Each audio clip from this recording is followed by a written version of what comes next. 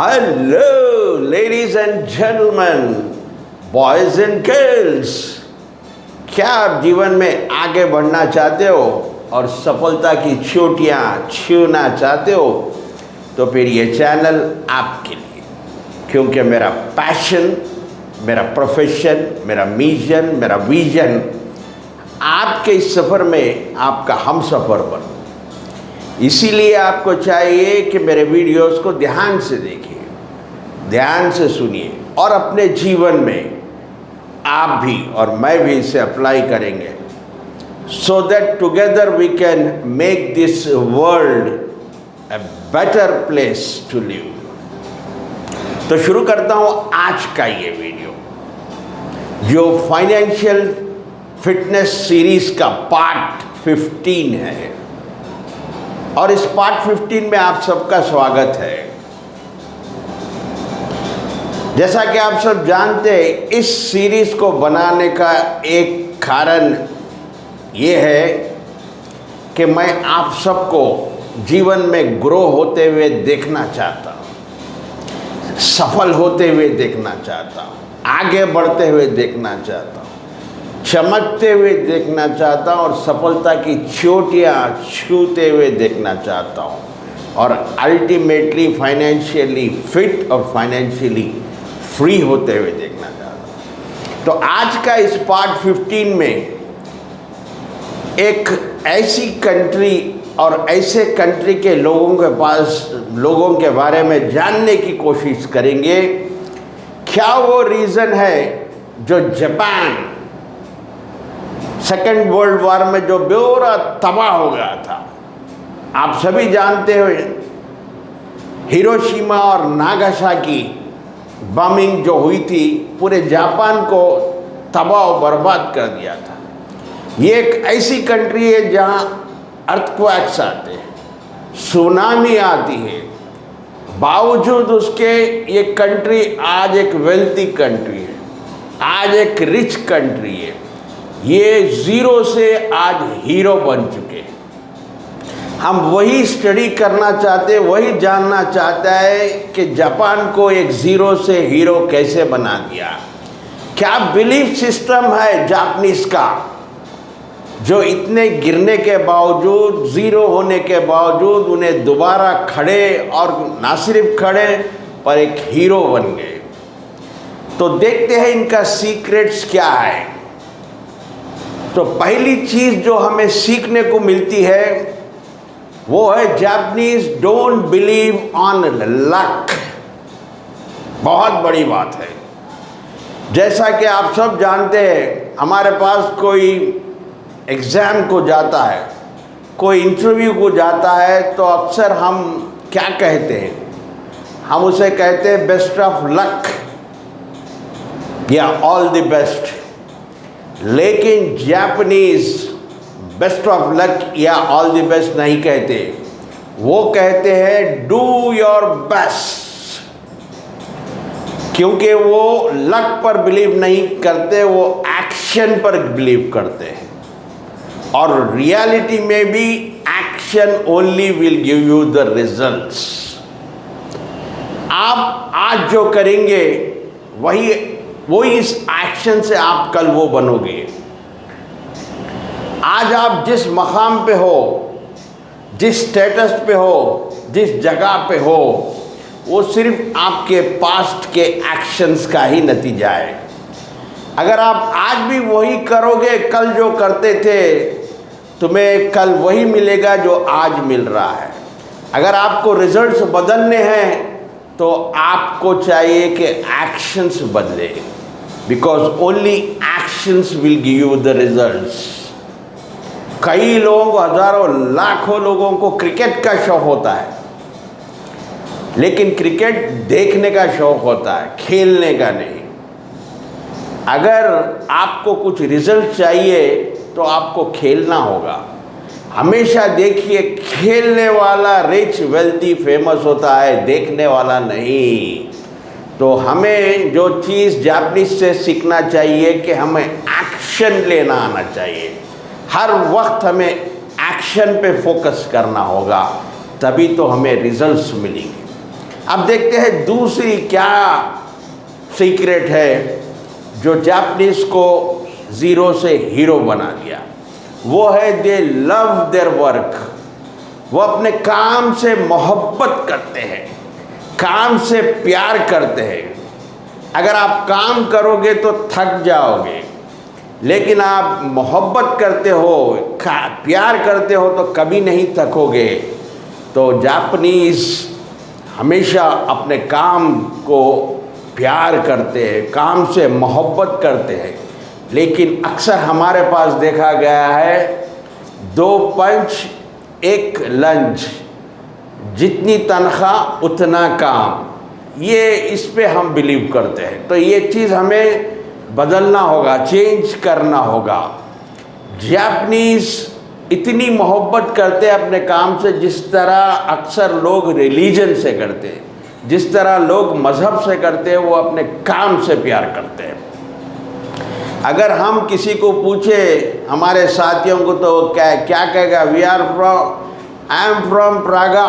अगर वो प्रागा में काम करा तो वो कहेगा कि आई am from Prague.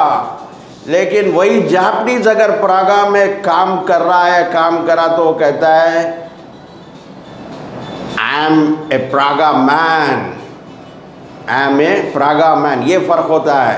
I am from Prague, I am a Prague man, और मैं इसे बहुत पसंद भी करता हूँ। तीसरा, वो पैसे वालों को अप्रिशिएट करते हैं, थैंक्स करते हैं।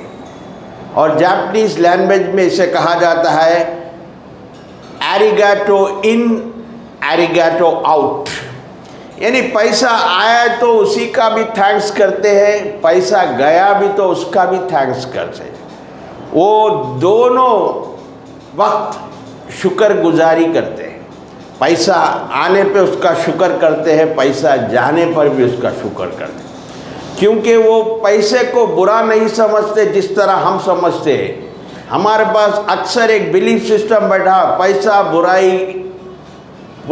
ही बुराई की जड़ है, पैसा ही बुराई लाता है, पैसा ही रिश्ते ख़राब करता है। लेकिन जापानीज़ वैसा नहीं मानते हैं। जापानीज़ बिलीव करते हैं कि 99% प्रॉब्लम्स पैसे से सॉल्व होते हैं, पैसे से ही सॉल्व होते हैं। इसीलिए वो पैसा जब उनके जेब से जाता है, जब भी शुक्र करते हैं, क्योंकि वो कहते हैं it is exchange in a different form.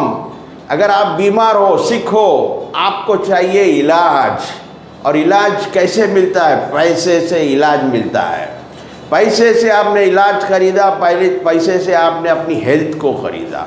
ठीक उसी तरह कोई कोर्सेज करते, माइंड साइंसेस कोर्सेज करते, कम्युनिकेशन स्किल्स सीखते हैं, पर्सनालिटी डेवलपमेंट कोर्सेज करते हैं, NLP ट्रेनिंग या कोर्स करते, पैसे देकर सीखते हैं तो कुछ मिलता है, आपको पर्सनल डेवलपमेंट मिलता है। तो इसीलिए वो एरिगाटो इन एरिगाटो आउट का मतलब पैसा अगर आया उनके पास तो भी थैंक्स करते हैं, जब पैसा निकल के कोई उसके अल्टरनेटिव दूसरी अच्छी चीज़ आती है जब भी उसका थैंक्स करते। तो अब देखते हैं फोर्थ पॉइंट क्या है, फोर्थ सीक्रेट क्या है उनके कामयाबी का, उनकी सफलता का। वो कैकिबो मेथड को फॉलो करते। कैकिबो मेथड यानी budgeting method, art of saving money भी कह सकते हैं हम। वो इनकम आने के बाद पहले अपने ज़रूरतों के लिए, नीड्स के लिए निकालते हैं। फॉर एग्ज़ाम्पल रोटी, कपड़ा और मकान, इसके लिए पहले पैसे निकालते हैं। FMCG fast moving consumer goods के लिए निकालते हैं। उसके बाद जब बात आती है वांट की, नीड और वांट में बहुत फ़र्क होता है। नीड आपको जो ज़रूरत है, जो ज़रूरी है, वांट उतनी, ये आपकी सिर्फ ख्वाहिश, विश है। तो जब वांट बाई करना होता है, जब वांट पे पैसे खर्चना होता है, तो अपने आप से 5 क्वेश्चंस पूछते हैं। वो बाई करने से पहले, पैसे खर्चने से पहले 5 क्वेश्चंस पूछते हैं, देखते हैं वो क्या क्वेश्चन पूछते हैं बाई करने से पहले। Number 1, can I live without this? क्या मैं ये प्रोडक्ट अगर नहीं खरीदूं, क्या मैं इसके बिना रह सकता हूँ?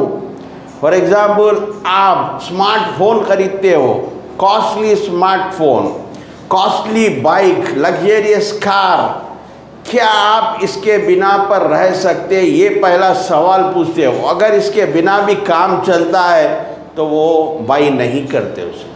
सेकंड पूछते हैं, can I afford this as far as my current income is concern? जितना मेरा करंट इनकम है, क्या इस इनकम से मैं उस प्रोडक्ट को अफोर्ड कर सकता हूँ? ये दूसरा सवाल होता है। देन तीसरा होता है, will I actually use it? हमने देखा है कई चीज़ें ऐसे खरीद लेते हैं, हम उसे यूज़ भी नहीं करते। अगर करें तो 1 दिन करते, 4 दिन करते, उसके बाद उसको पलट कर भी नहीं। ठीक उसी तरह बच्चों के टॉयज़ भी होते हैं। हम बच्चों को कीमती टॉयज़ ला कर देखता है, बच्चा 1 दिन खेलता है, फिर दूसरे दिन से पलट कर नहीं देखता हो। तो ऐसे चीज़ों में आपको भी ये क्वेश्चन करना होगा, विल आई यूज़ इट? फिर चौथा आता है, do I have space for it? क्या मेरे पास उसके लिए स्पेस है? क्या मेरे पास उसके लिए जगह है?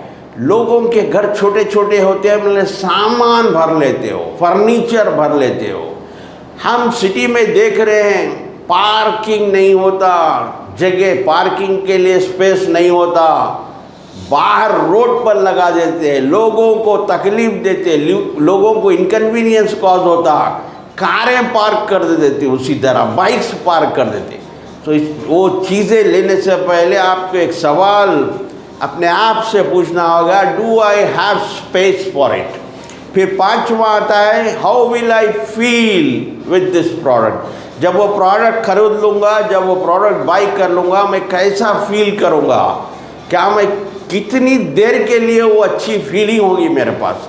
क्या सिर्फ थोड़ी देर के लिए वो फीलिंग होगी और उसके बाद में फीलिंग ख़त्म हो जाएगी? तो वैसे प्रोडक्ट को आपको बाई नहीं करना चाहिए। फिर 5th आता है, वो simple living with minimum things में बिलीव करते हैं। उनकी लिविंग बहुत सिंपल होती है और वो मिनिमम थिंग्स में अपना गुजारा करते हैं। लेकिन हम अक्सर, हमारे पास देखा गया है, ये पुरानी कहावत है, आमदनी अठनी खर्चा रुपया। अगर ऐसा करोगे तो कुछ दिन के बाद आपको लोगों के पास अपने हाथ फैलाने होंगे। ऐसा कुछ हम अपने पास है, आमदनी अठनी खर्चा रुपया, तो उससे फ़ौरन इमीडिएटली उसे रोकना होगा, उसे अवॉइड करना होगा।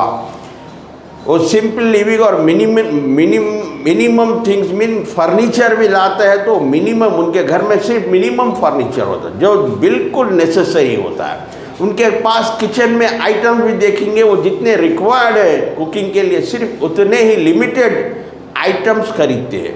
उनका ये मानना है, उनकी ये बिलीव है कि जितना स्पेस खाली रहेगा घर में, उतना एयर आएगा, उतना फ्रेश एयर आएगा, उतना आपकी ब्रीदिंग और लाइफ अच्छी होगी। और जितना कचरा जमा होगा, उतना जितना क्लटर होगा, उतना आपके लिए पैसा आने के लिए भी सही नहीं हो, जैसे बरकत कहते हैं, वो नहीं आई। इसलिए आपके पास कोई ऐसी चीज़ है जिसे आप 2-4 महीने यूज़ देखिए, 2-4 महीने से उसे यूज़ नहीं कर रहे, तो उसे पूरे अपने घर से साफ करिए, उसके स्क्रैप में डाल दीजिए।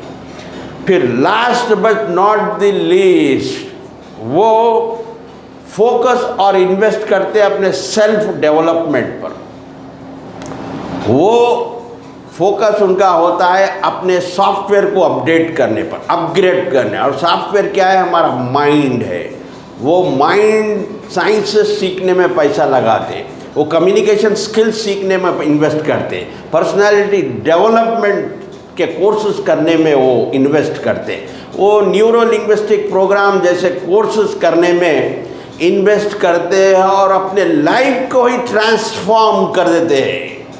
याद रखिए, अगर कोई व्यक्ति, कोई बंदा लॉटरी या कौन बनेगा करोड़पति से 1 करोड़ कमा लेता है और दूसरा बंदा अपने माइंड से 1 करोड़ कमाता है, और दोनों के पास ये कभी चला जाए, लॉस्ट हो जाए, जो कौन बनेगा करोड़पति या लॉटरी से कमाया व्यक्ति फिर दोबारा नहीं कमा सकता। जो अपने माइंड से 1 करोड़ बनाता है, अगर वो चले भी जाए तो वो दोबारा फिर से ठहर जाता है, वो दोबारा से फिर 1 करोड़ बना लेगा।